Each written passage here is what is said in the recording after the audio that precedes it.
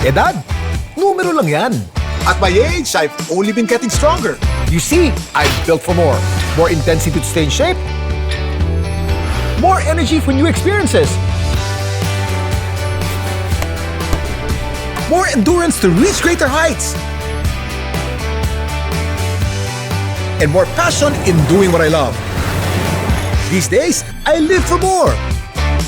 Sante Barley. Mahalagang paalala, ang Santi Barley ay hindi gamot at hindi dapat gamitin panggamot sa anumang uri ng sakit. Kuya Kim, ano ba talaga?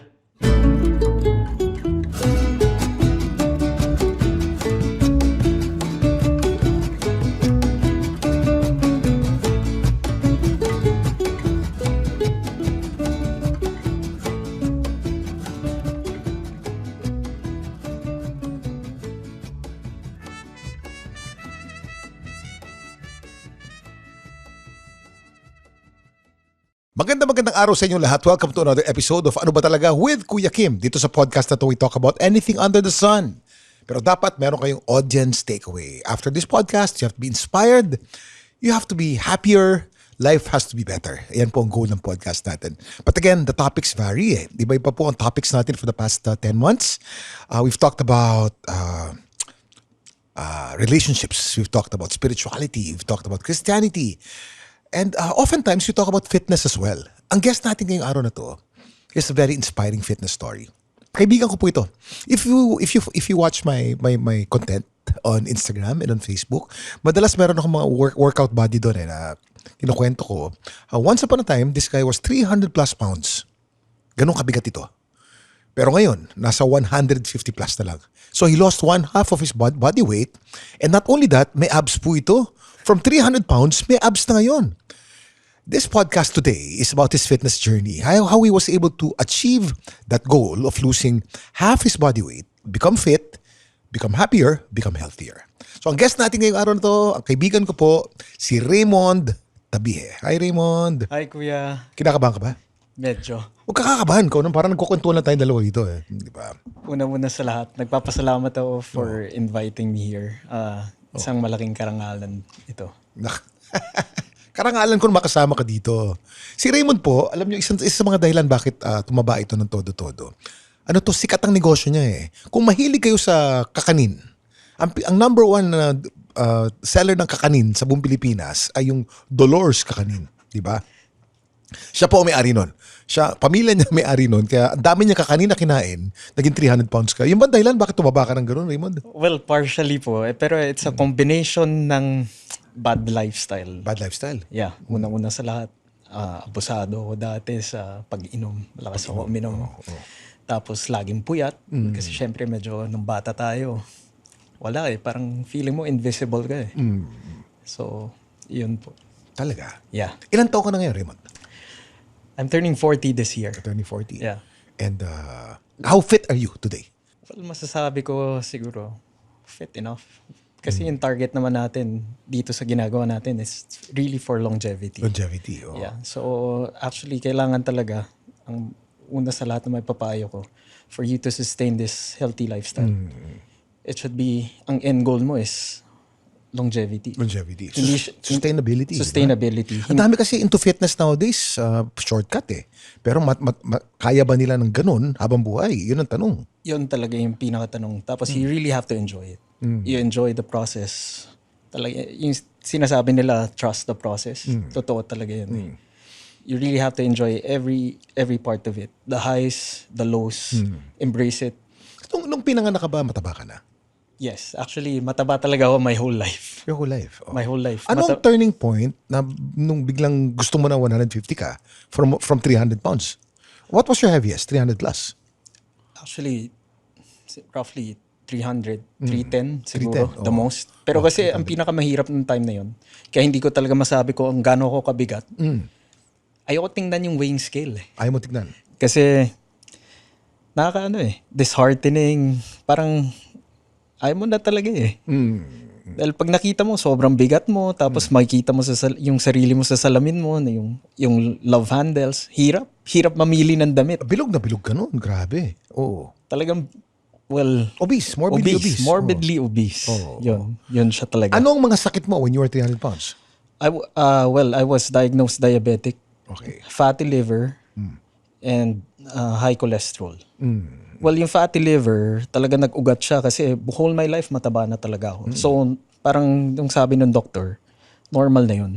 Actually, the turning point talaga when I had a bad headache, siguro almost a month, 3 weeks to be exact. Tapos sabi ko dun, nag-message ako dun sa kaibigan ko na neuro. Sabi ko, pare, takot ako eh. Baka mamaya, di na ako mabot, di na ako magtagal. Kasi both of my parents, actually, both of them are doctors. Doktor ang magulang mo, pero Yes. tumaba ka ng ganun. Yeah, kasi walang disiplina talaga eh. Sad to say, walang disiplina sa bahay. Ang Talaga. magulang mo ba mataba rin? Well, yes. My mom, tumaba rin siya. Payat siya dati, pero nung nagkaanak siya, tumaba rin siya. Pero dad ko, relatively, hindi naman siya ganun kataba. Pero latter parts ng buhay niya rin, pumayat siya because complications to diabetes. Yun din yung kinamatay niya. Are they both still alive? No, they're not. So, yun din yung isang parang... They both passed away. Yeah. Recently or matagal? Condolences. Well, nung pandemic, 2020, my dad passed 6 months apart kasi sobrang close nila. Okay. Namatay dad ko Feb 5, then my mom August 20. Anong edad nila nung namatay sila? My dad passed away 64, my mom 69. Quite young. Yeah. Yeah. And then go on. So yun yung irony. Ay lumaki ako sa household na parehong yun yung background, medical professional sila. Tapos parang hindi nila naalagaan yung sarili din nila eh. Ang lagi nilang sinasabi na may gamot naman para sa lahat. Sorry, doon sa yun sa linggo na yun or sa term. Okay. Yun yung laging So, yun naman yung ginawa ko na sa sarili ko na ayokong maging ganun. Ayoko na uminom ng gamot for the rest of my life, for the maintenance. Kasi unang-unang hirap nun eh. Makakalimutin din ako in general. So, definitely, hindi ko yun masusustain. Mas masusustain ko kung mag-exercise. I mean, ito yung ginagawa natin. So, yun. So, ang turning point mo nung namatay yung parents mo? Yeah, After the pandemic? After ng pandemic, nung namatay sila, then, yun, yung pain na naramdaman ko talaga. Yung sakit ng Yung sakit ng ulo. Tapos sabi ko nga dun sa friend ko, pare, CT scan mo nga ako, baka mamaya ako yung sumunod eh. Takot na takot ako. Yun. Ano pala yung sanhi ng sakit ng ulo mo? Well, sabi niya, before natin gawin yung CT scan, kailangan may baseline tayo. Pakuha ka ng dugo. Doktor yung friend mo? Yeah, neuro siya. Yeah. Neurosurgeon. So, ayun. Pakuha ka muna ng dugo, makita natin yung baseline. So, doon na nakita na Ano yung nakita sa baseline? May diabetes ka pala? HB1AC ko, Oh. almost 7 off the roof. Oo. So, yun yung for the past 3 months, hindi mo naman yung madadaya. Hindi siya yung FBS na di ka lang kumain. Hindi fasting blood Hindi sugar. fasting blood sugar eh. Yeah. So, wala talaga. Diabetic talaga. Tapos ang sabi niya, nirecommend niya na ako sa endocrinologist kasi nga diabetic na eh. Sabi ko, pare laban natin to. Ayoko kasi maggamot eh. Lumaki ako, nakikita ko yung parents ko, ang breakfast nila may gamot, ang lunch nila may gamot, dinner nila may gamot pa rin. So they're hooked sa medications. And they're eh. only in their 60s. 60s, yes. Oo. So ayoko, sabi ko, pare laban. Ayusin ko na talaga. Mag-exercise ako, ayusin ko yung kain ko. So, yun. So yung sinabi mong pare laban, ano una mong ginawa? Well, ang una ko ginawa, steps. I need to get my body moving. Relos mo, yung 15,000 steps. Ganun. Actually, hindi pa nga sa relos, kuya eh. Sa phone lang. Kasi, binubulsa ko lang yung phone. Tapos, yun na, check ko kung... Iba kasi yung count pagka phone eh. Mas mabagal siya compared kung meron kang smartwatch. Yeah. Tapos eventually yun, bumili na ako ng smartwatch kasi sabi ko, okay naman na mas madaming steps pero mas okay kung mas accurate eh. With the metrics. So, anong taon to when you started your health journey?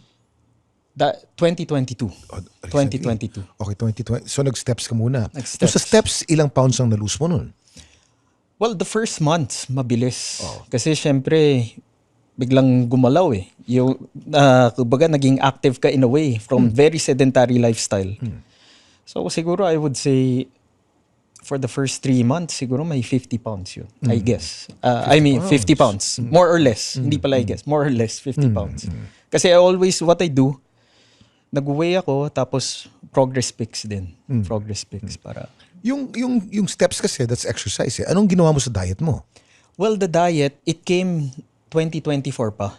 Okay. Bali, doon na ako, naging advocate din ako ng fasting. Then, inayos ko talaga yung diet ko. Talaga nag-calorie count ako. Well, especially for the macros. And yung background ko rin, Kuya Kim, kung di mo matatanong, I graduated as a nutritionist dietitian. Nutritionist, dietitian. Tapos 300 pounds ka. Sino maniniwala sa'yo? Ayun nga, Kuya Kim. Even, well, yung kapatid ng girlfriend ko, nung sinabi ko na nutritionist ako, actually, hindi lang second look. Nag-third look and fourth look pa ako. Tapos pinagtatawanan ako. Sabi niya, nutritionist ka? Hindi halata daw. I mean, kilala mo rin to. Nutritionist ka. Hindi mo naman sinusunod yung nutrition advice. Yun. Si Popsi. Oo. Yes. Oo. So, yan. Yun yung pina-irony nun. So, sabi ko, I have the tools. Why not gawin kong experiment yung sarili ko? Okay. So, paano mo inayos ang diet mo ngayon? I focus on single ingredient foods. Single ingredient food. Yes. Explain.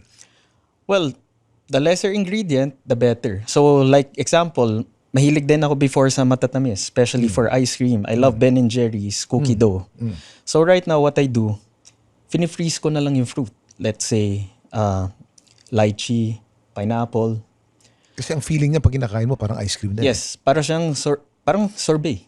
Galing, Yun yung ha? feeling. So you trick your mind to think that you are eating ice cream when you're actually eating frozen fruit. Frozen fruits lang. Galing! So pwede mo siya i-blend lang, or ako literally, kasi nga ako rin yung in charge sa bahay eh.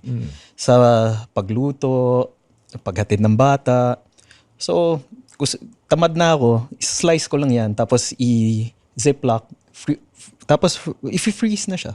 So parang ano siya, sherbet, no? Parang Sherbet. yes. Okay, ano pa yung mga mind hack? Ano pa yung mga pwede mong gawin? Ano pa inayos mo sa diet mo? Well, una-una yung method of cooking. I love cooking din. So, dati, paborito ko mga fried foods. Ngayon, ang best friend ko is air fryer. Air fryer. Air Kasi fryer parang lang. fried din siya pero Para walang mantika. Yes, exactly. Oh. So, tapos less oil. Actually, kahit di mo nalagyan eh. Kaya mo lang naman lalagyan ng oil para hindi naman magmukhang papel yung kinakain mo. So, a little bit of healthy oil like olive oil or basta yung pure butter. What I use. Pwede mo Pwede. Oh. Kerrygold. I love Kerrygold na butter. Yan, sa mga taga Kerrygold, narinig niyo po yan.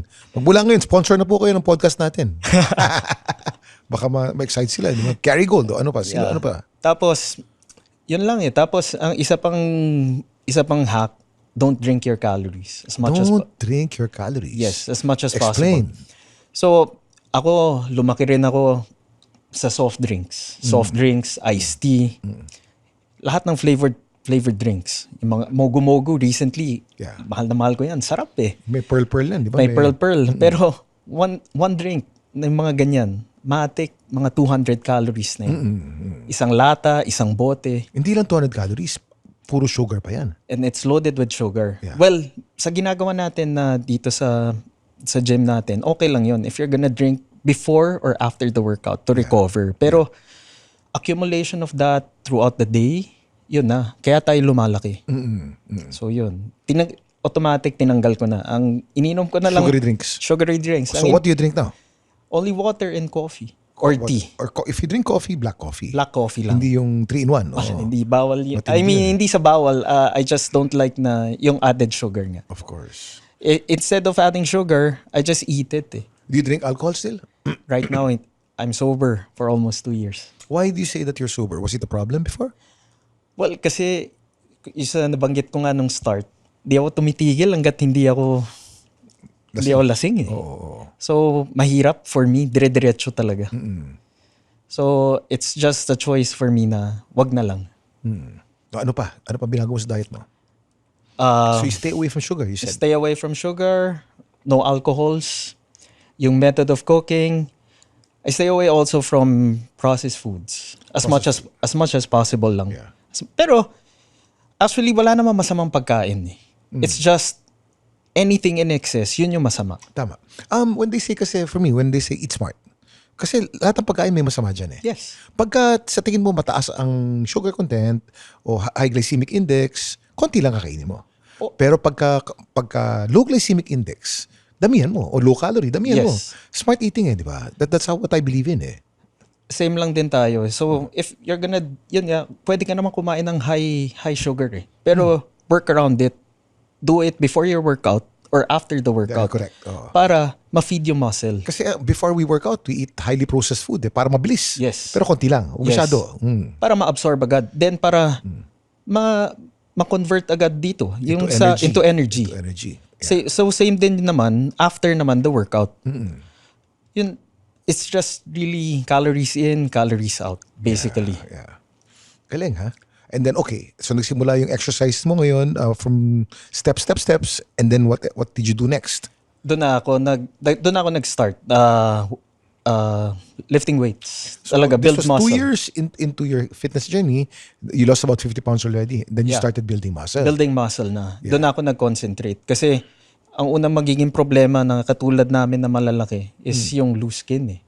So for that, para naman di naman tayo magiging artista, Kuya Kim. Gusto ko lang na yung medyo waglaw-law lang ba. Oo. So yan, Loose nagbukas skin na kasi ako. pag dati kang mataba, nabanat ng gusto yung balat mo, Lalaw-law. payat ka na, may abs ka na, pero meron kang bilbil na mahaba. Yes, totoo. Oo, minsan nga yung sobrang taba, hanggang tuhod yung bilbil eh. Di ba? Totoo yan. Yung mga dating 500 pounds, hindi kasi elastic ang balat eh. No? Pagbalik niya, hindi ganun eh. Di na eh. Yun na yun. Kumbaga, memories, I treat it as my memories. So hindi mo papa-opera yung mga loose skin mo? Di na. Para, Si Doc Yapi, barkada natin yan. Puputulin yung Doc Yapi lahat yan. para remembrance, Kuya Kim. remembrance. Para, in a way, to stay grounded for me. Para pa... To remember what you were and what you Oh, are. yes. Galing. Yes. So what kind of weights program did you get into? So, I started actually sa ano lang, Kuya eh. Sa mga reels lang. Wala talagang structure. Reels meaning, pinapanood mo lang sa Instagram. Pinapanood ko lang sa ginagawa mo. Instagram, sa mga YouTube shorts. Tapos basta basically, nag-start ako push and pull. Push and pull day. Ganun. So Twice a week. push muscles meaning the chest and the shoulders. Yes. And Tapos, then pull the lats. the lats and the back. The back and the biceps, no? Saan pumapasok ang legs? yun naman yung pangatlong araw. Once lang. Since, yun nga, napag-usapan natin, malaki ako. So yung legs ko, hindi ko na masyado tinitrain, Kuya. Kasi sanay siya na bumubuhat ng 300 pounds eh. Oo, At Kuya. ang mga matataba, malalaki ang calves eh. Yun Diba? din. Actually, yun yung ano ko, kahinaan ko pagdating sa damit. Kasi, pag bumibili ako pants, ang pangarap ko talaga, nung pumayat ako, mapag skinny jeans. Hindi magkasya yung skinny jeans, Kuya Kim. So Kasi baggy pants ka lang, baggy Oh, pants. straight cut lagi. Pag suot ko pa lang, ayaw na pumasok sa calves mo. sa calves. O yan ang blessing mo kasi ang hirap i-build ng calves eh. Pag wala kang calves, naku, chicken legs. Di ba? At least di ka chicken legs. Yan lang. Yeah. Thank you, Lord. Ano ang difference ng bodybuilding na aesthetic na ginagawa mo dati at yung bodybuilding natin ngayon? Malaki. Unang-una sa lahat, mobility, Kuya. Doon ako hirap na hirap. Nung pumasok ako dito sa Metcon. Sa Metcon, yung gym natin. Oh, yung mobility talaga. Mobility meaning the ability to move and be athletic in your movement, no? Kasi may muscle ka, pero yung actually hanggang ngayon naman hirap pa rin ako. Magtatanggal ako ng shirt, di ko maiangat ng ano yung balikat. Marami kasi mga ako. bodybuilder, laki ng katawan, di man makamot ang likod pagka makati. Same din, Kuya. Ako Tapos rin. paglalakad ng 50 meters, hinihingal na. Yes. So, yun yung malaking difference. Dito nung pumasok ako sa Metcon. Talaga naayos lahat kasi holistic approach, structured yung program, tsaka whole body. A lot of movement. A lot of movement. Flexibility. Yes. And then ang mga weights na binubuhat natin doon, di naman mabigat, pero mahirap. Kasi yung tempo. Kasi may tempo. Yes. Oo. So kahit na hindi masyadong mabigat, pagod na pagod pa rin ang muscle mo. And we use a lot of body weight also, like dips and then pull-ups, no? More of calisthenics din. in a way. Calisthenics, oo. So, very thankful ako na yan. Alam niyo, marami nagtatanong sa akin, ano bang sikreto ko for my fitness at my age? I'm almost 59 years old. Of course, given ang regular exercise, given na rin ang healthy diet, but not everyone knows that I swear by Sante Barley, and I've been taking Sante Barley for so many years now. Sante Barley is a certified organic and barley grass from New Zealand. At certified ito ng BioGrow. It's good for digestion and strengthens your immunity dahil puno ito ng nutrients at antioxidants. That's why I live for more with Sante Barley. So mentally, ano ang feeling nung hindi ka fit? Malaki eh. Anong Yung isip sinasabi mo? nila, yung nababasa natin na may brain fog ka. Actually, totoo yun eh. Most of the time, mukha nga ulutang. Hindi ako makapag-isip ng diretso. Nung mataba ka. Nung malaki ako. Iba eh. Yung mind clarity talaga, yun yung pinakamalaking Bagay. difference Oo. sa lahat. Nung pumayat, parang lahat nag-ano na eh. Parang sumunod na lahat. Parang guminhawa lahat. Parang natanggal lahat ng even the bad vibes na wala. Nung I lost the weight. Maski yung mood mo, ha? Yeah, the mood especially. Nung mataba ka ba, nagkaroon ka ng mga depression episodes? I think meron. Kasi parang feeling mo, pinagsakluban ka ng langit at lugo pa eh. Kasi parang yung problema, it comes in threes eh. It comes in waves. So, ganun yung nararamdaman ko. Mataba ako. Do you think because you were unhealthy? I guess so. And even dun sa kinakain mo, baka may, Tama, may tama. contribution Oo, yun. oo. Yun. Yun yung naramdaman ko nun. Ano naman ang mentally, anong feeling ng fit? Anong naiisip mo ngayon? Kamusta mental state mo? Napakaganda, Kuya Kim. Sa totoo. At saka, hindi lang to eh. Sa totoo talaga, malaking tulong, unang-una sa lahat, si God. Kasi, without Him, hindi naman din ako mapupunta dito eh. Kasi, actually, since 2002, every year, parang I treat it as a blessing already. Na nandito ako. Especially right now, na nandito ako sa'yo, nag-guesting. Kasi, parang bonus ko na yun eh. Kasi 4 years ago, di ko alam kung nandito pa talaga ako kasi dun sa state of health ko. I think hindi ako magtatagal kung hindi ko inayos talaga. So, all the power and the glory, I lift it up to Him. How's your relationship with the Lord now? I think it's really strong. Kasi sa lahat talaga ng ginagawa ko, I always put Him una. Especially nung pandemic, Catholic ako, Kuya Kim. Tapos diba nung as a Catholic noon, since pandemic, parang manood ka na lang ng mass. Parang considered na ano na eh. Parang ano na siya eh. Official na siya. Parang mass na siya. Parang mass na siya talaga na nag-attend ka face to face. So tinuloy lang namin as a family yun. Talaga nag-start yun nung pandemic and even up to now, yun. Well, I can say na I just miss it bro once or twice. Dire-diretso. Every Sunday, ay talaga nag-dedicate kami ng ng 1 hour talaga for Him. Yun na lang. Some people say that a workout is like a prayer. Ako, I treat it as a prayer. Parang I worship God when I'm feeling fit. You think it's God's will for you to be thin? I guess so. Kasi tingin ko naman talaga blessing to eh. Kasi hindi ko naman talaga in-expect na sa totoo napapayat ako na ganito. Ang sinabi ko lang naman sa Kanya, Lord, parang mawala lang yung sakit ko eh. Tapos anything na talaga na in excess, I think bonus na lang talaga eh. Na ito, nagka-muscle ako. Tapos napunta rin ako dito sa atin sa Metcon, na-meet ko kayo. Parang everything talaga bonus na lang. May mga nagsasabi dapat inclusive ngayon. Fat is beautiful. Comment. Any shape naman is beautiful kasi Okay. it's made by God. Yeah. So, hindi rin natin masabi kung bakit din, maraming factors eh, kung bakit sila na lumaki. Minsan hormones, well, madalas lifestyle. Pero you just have to treat everyone with respect and basta with respect lang. No, I'm one with you eh. I believe that everyone's beautiful regardless of shape, no? Yeah. But fat is not healthy. You may be a beautiful person, but fat, as proven by science, is not healthy. So we have to fight it, no? But the person is beautiful. A thin person's beautiful. A fat person's beautiful. Everyone's beautiful. Everyone has an innate beauty eh. But there are healthy things and there are unhealthy things, di ba? Yun ang sa atin eh. Maraming shortcut ngayon. Marami tayong kaibigan naka-Ozempic. Anong thoughts mo doon? Ba't di ka nag-Ozempic nun? Well, sa mga nababasa ko kasi, Ozempic is really for diabetic, mga diabetic patients. yeah. So, Ako talaga, I'm advocate din of all natural naman. As much as possible. Pero I'm not against supplement. Kasi ang Ozempic is really supplementation. Yeah. So, kung whatever works for them, I'm happy. Pero ako personally, I just want all natural as much as possible. Kasi kung nag-Ozempic ka, mas mabilis ang pagkapayat mo. Pero takot lang ako dun sa, wala pa kasing parang, general study, long-term effects side eh. effects, oo. Long-term side effects. So, hindi natin alam kung ano ba yung, kung madadamage ba yung kidneys. Yun nga, medyo praning ako kasi yun din yung kinamatay ng dad ko, complication sa diabetes, which he had kidney failure. So, yun, takot lang ako in general. Pero I'm not against it. Not against it. Yeah. To some people kasi, if they're morbidly obese, no? Yeah. And they need to lose weight, no? Because they'll die if they stay fat. Siguro it's good. But a lot of people kasi, they use it for vanity. Again, to each his own. Yeah. To each his own. But you'd rather not. Not for vanity. For me, it's stay natural. Well, yung sa sinabi mo, I'd just like to comment about it. Tama naman eh. Kasi you have to weigh. Para lang din yan sigurong vaccine. Di ba?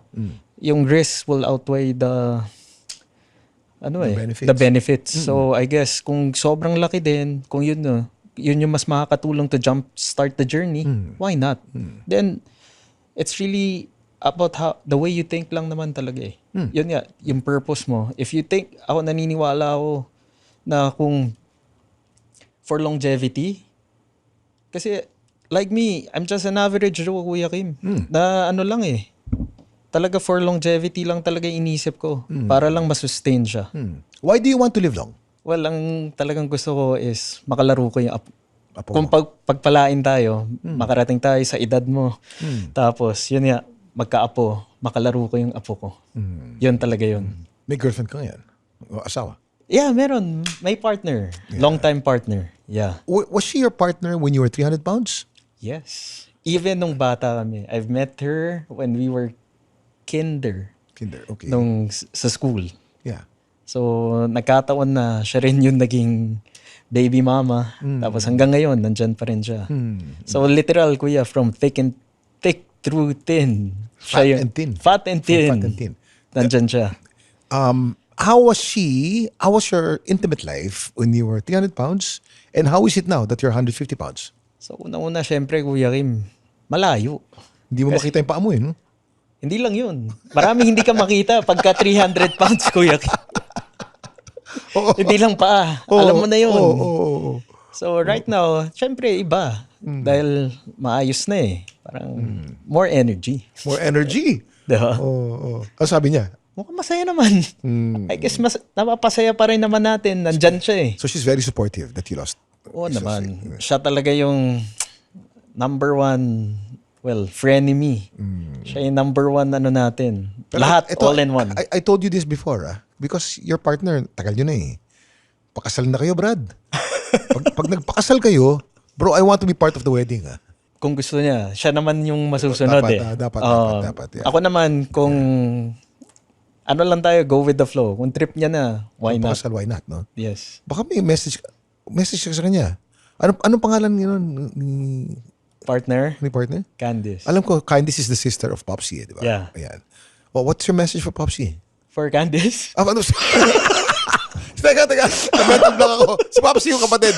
What's your message for Candice? What's your message for Candice? Yeah. Actually, I call her Lucy. Lucy. What? Lucy is in front of you now. Bagboy abunda tayo. What do you want to say to Lucy? Shit. I thank you for everything. Yeah. I love you so much. Yun. Mahal na mahal talaga kita. Who are the people that inspired you to be who you are now? The former 300-pound Raymond to the 150-pound with six-pack abs Raymond. Well, una-una, yung kaibigan ko, he's Dustin. Sa kanya ko nakuha yung morning routine. Routine works eh. Routine, yeah. Unahin mo na, tapusin mo na agad. Yeah. Una pa lang. And syempre, pangalawa, ikaw. No, nadamay mo pa ako dyan. Ikaw naman. Oo naman. Nung una pa lang kita na-meet sa Metcon, ano na talaga, fanboy ako sa'yo eh. Pero before that, it's so inspiring kasi with yung age mo eh, grabe, ang lakas talaga. So, ikaw yung pangalawa. Tapos, well, what motivated me, syempre, family din. To live long. Kasi lagi naman natin sinasabi, we'll die for them. But ano yung gagawin natin? You stay alive. How many kids you have? One. I have one. One. I have one. What's his name? Joaquin. Joaquin. What's your message for Joaquin? I'm so proud of you, buddy. And masaya ako na sinasamahan mo na rin ako mag-meal prep. Naglalaro tayong basketball. I just want you to know na I love you and I'm proud of you. Parang you're getting a bit emotional. What's up? Kasi, sinupport talaga nila ako dito sa journey ko na to.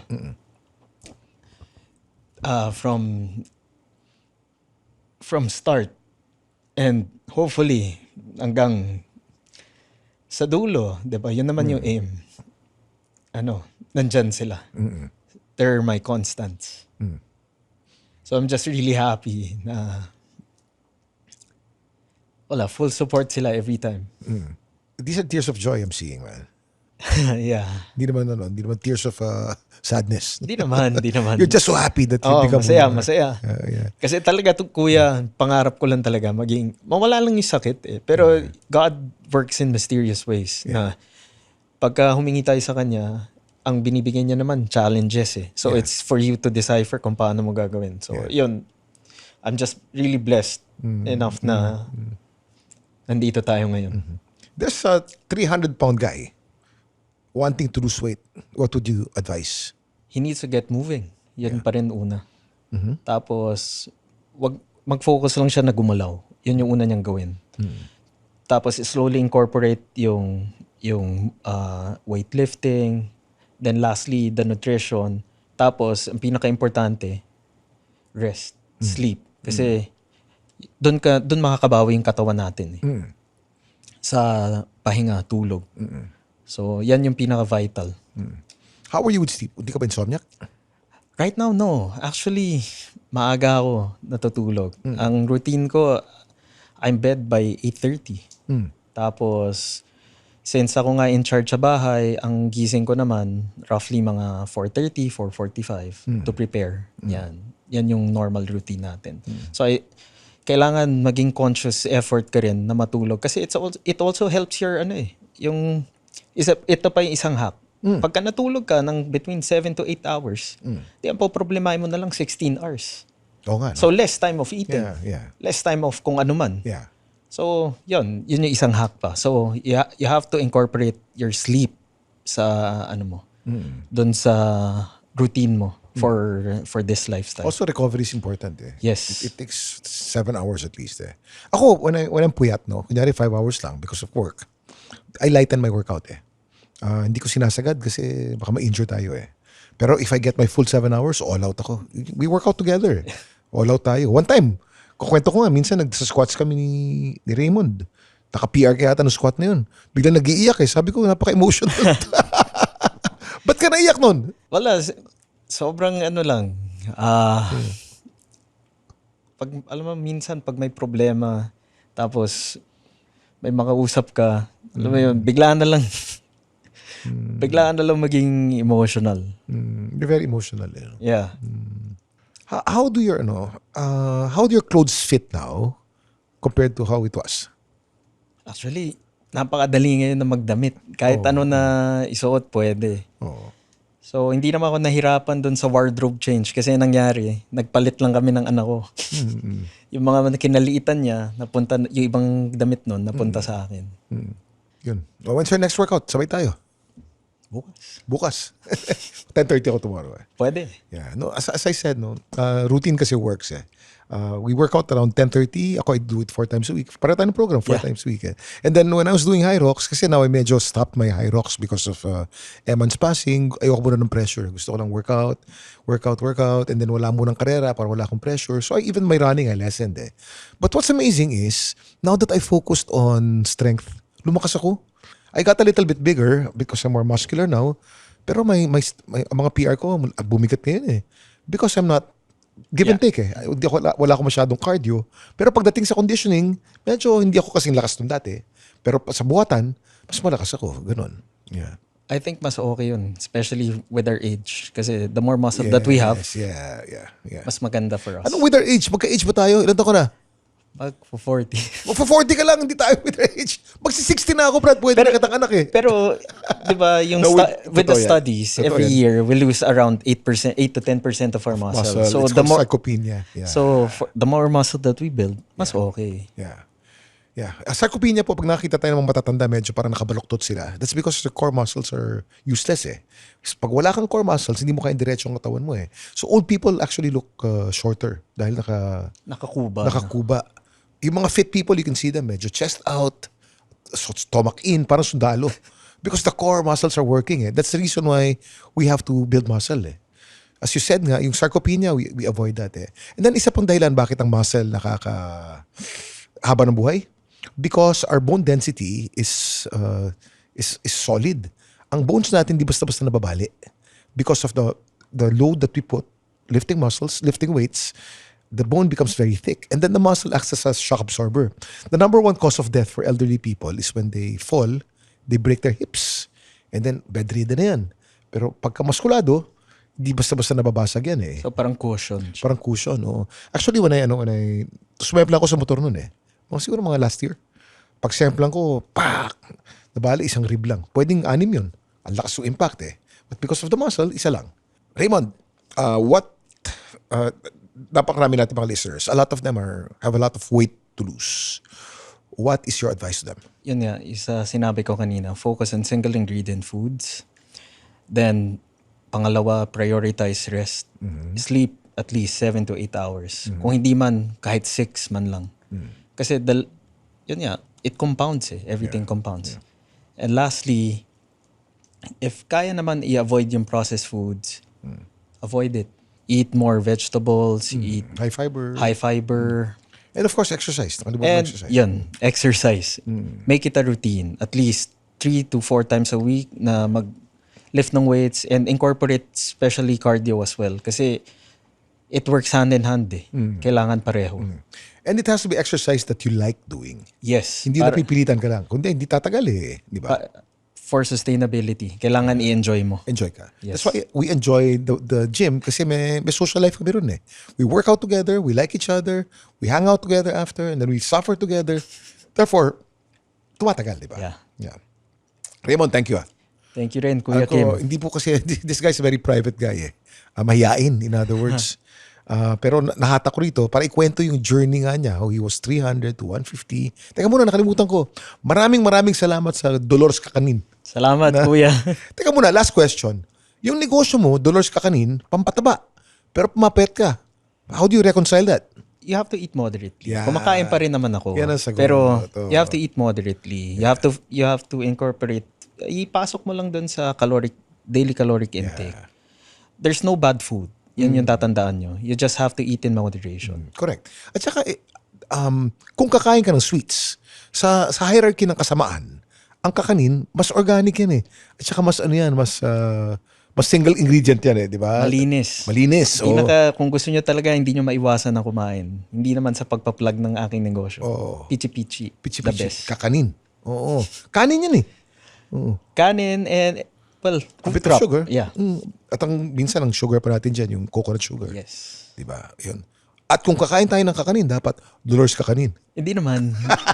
Kahit anong kakanin po. Kahit, sigurado ka? Yes, tangkilikin ng atin.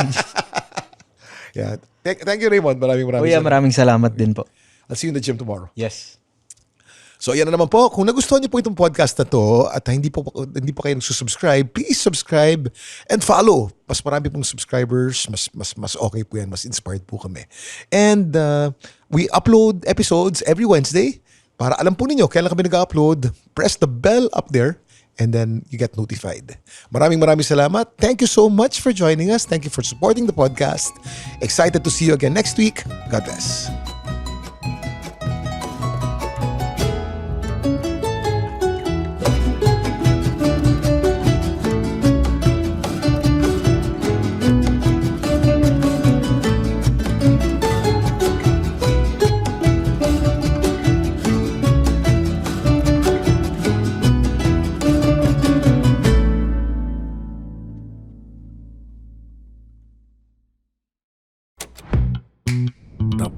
Network Entertainment.